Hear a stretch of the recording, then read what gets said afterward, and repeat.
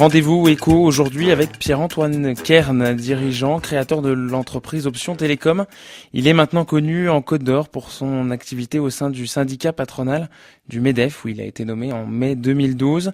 Il est l'invité de ce nouveau Rendez-vous éco sur RCF, une nouvelle émission à retrouver tous les 15 jours sur nos ondes, mais aussi dans les colonnes du site d'info en temps réel gazetteinfo.fr et la Gazette de Côte d'Or.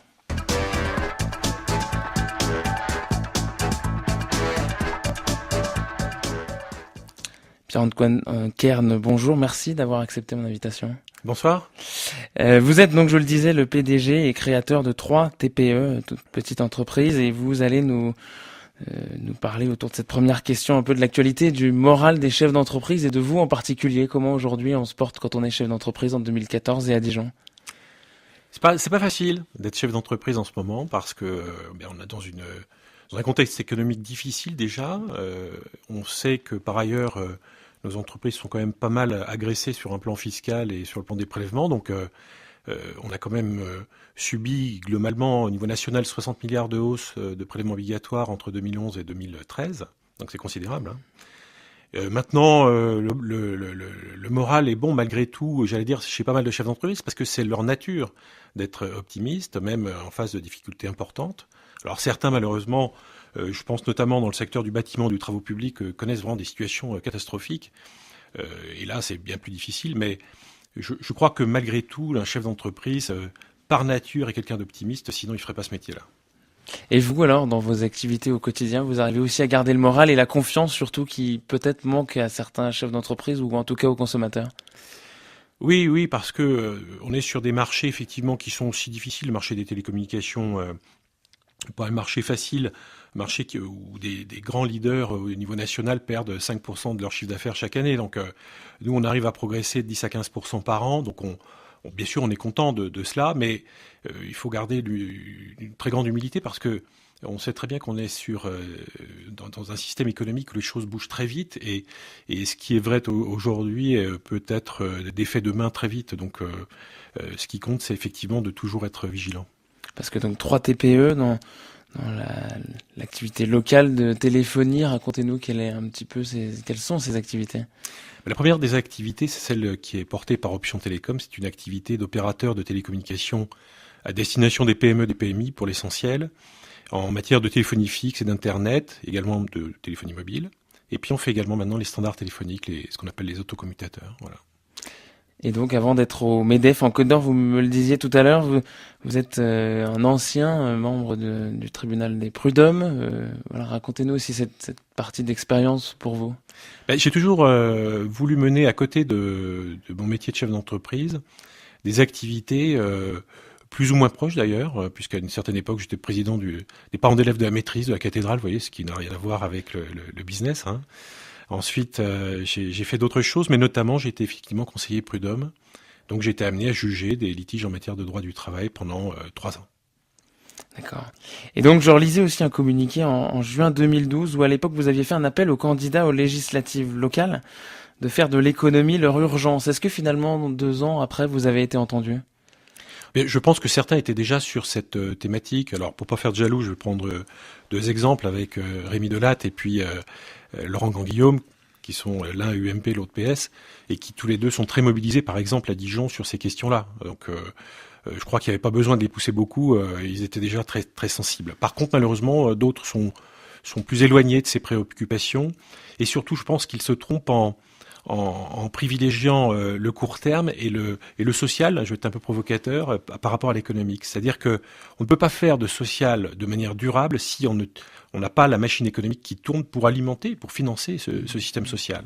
Et faire du social avant de l'économique, c'est mettre la charrue avant les bœufs.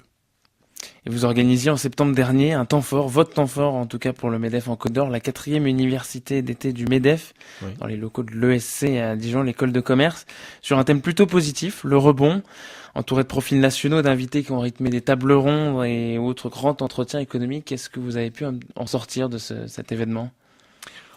Comme toujours, beaucoup de respiration, j'allais dire d'inspiration, de respiration, parce qu'on a eu des intervenants d'une qualité extraordinaire. Je pense notamment au père Butet qui était venu nous expliquer comment il recueillait notamment des chefs d'entreprise en burn-out. mais aussi des gens dans la difficulté. Et puis, ça donne des horizons nouveaux. Et puis, le partage d'expérience est également une chose essentielle. Alors, ça, c'est l'aspect, j'allais dire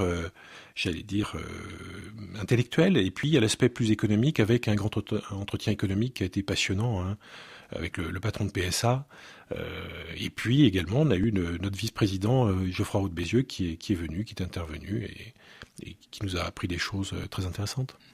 Et qui, quelques mois avant, et vous aussi, vous l'avez constaté à Paris, sur le campus de l'ESSEC, je crois, un défilé, y compris du Premier ministre, qu'on fait un peu des débats. Qu'est-ce que vous avez pu en penser aussi de ces discours? Est-ce que ça reste aujourd'hui un peu des paroles ou est-ce que vous voyez des actes quand même? Alors, j'allais dire que les discours sont plutôt bien orientés de la part d'un certain nombre de ministres.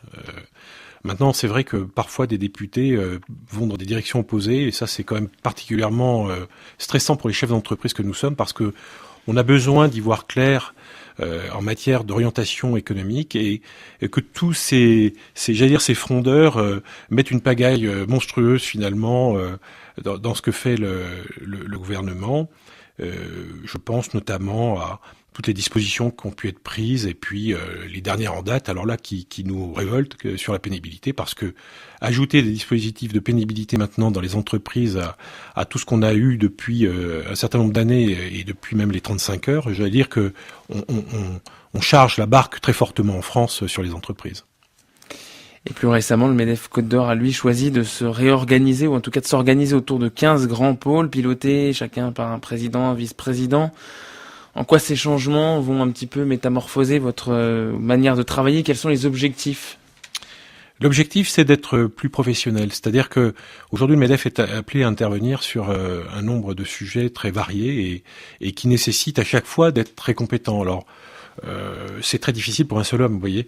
Donc l'idée, c'était effectivement de spécialiser un certain nombre de nos adhérents qui avaient envie de prendre des responsabilités et de les amener sur ces domaines qui sont des domaines très intéressants. Je pense au développement durable, hein, puisque le MEDEF intervient sur ces questions-là dans pas mal de commissions, sur le droit du travail, la santé au travail, l'enseignement, la formation, le développement économique et l'innovation. Enfin, je les cite pas tous. Il y a aussi un pôle femmes que je souhaite voir se développer fortement, parce qu'il faut qu'il y ait davantage de femmes qui prennent des responsabilités dans les entreprises, et qu'elles soient d'ailleurs dirigeantes et pas propriétaires, ou même fondatrices et créateurs de leur entreprise.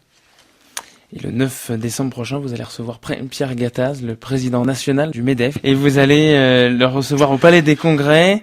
Quels vont être un peu les thèmes évoqués dans cet entretien ou ce rendez-vous local?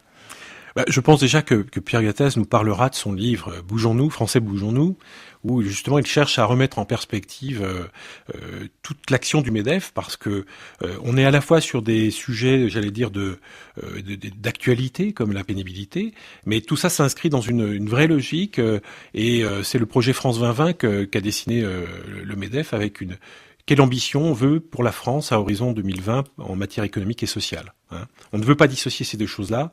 On considère qu'on ne peut pas traiter le social sans l'économique. Donc, quelle France économique et sociale voulons-nous à l'horizon 2020 ?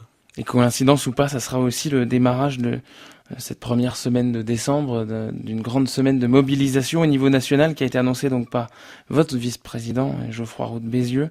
En local, est-ce que vous savez déjà un petit peu quelle mobilisation vous allez mettre en place ? Alors, on est en train de travailler, donc je ne vais pas vous le dire ce soir parce qu'on est en train de travailler sur ces questions-là, mais il faut bien comprendre que les chefs d'entreprise, là, se montent d'un cran. C'est-à-dire que on n'a pas l'habitude de descendre dans la rue, mais c'est plus du tout exclu maintenant. Donc on va travailler d'ailleurs avec nos collègues de la CGPME cette semaine pour voir comment, et de l'UPA, pardon, que je n'oublie pas nos amis de l'UPA, pour voir quelle orientation donner à nos actions, mais ça va monter dans les tours, oui. Et pour vous, en tout cas dans ce monde qui change et celui de l'économie et de l'entreprise, Pierre-Antoine Kern, quel est demain votre paradigme des entreprises ou de l'économie ? C'est une économie performante parce que débarrassée des contraintes structurelles spécifiques à la France. Je pense à un droit du travail qui est complètement sclérosant. Il faut davantage de connaissances de l'économie dans le monde de l'éducation, chez nos politiques, dans le monde de l'éducation, je l'ai dit. Et puis arriver à montrer ce qu'est une entreprise, qui est quand même davantage un lieu d'épanouissement qu'un lieu de litige ou de bagarre sociale. Il y a beaucoup d'entreprises où les choses se passent bien et ça, nos contemporains ne le savent pas assez parce qu'on ne montre que ce qui va mal. Pierre-Antoine Kern, merci. Vous êtes donc, je le rappelle, le dirigeant et créateur de l'entreprise Option Télécom et président du MEDEF en Côte d'Or. Vous étiez l'invité de ce rendez-vous éco, une émission à retrouver dès demain sur le site gazetteinfo.fr et en podcast sur rcf.fr. Bonsoir.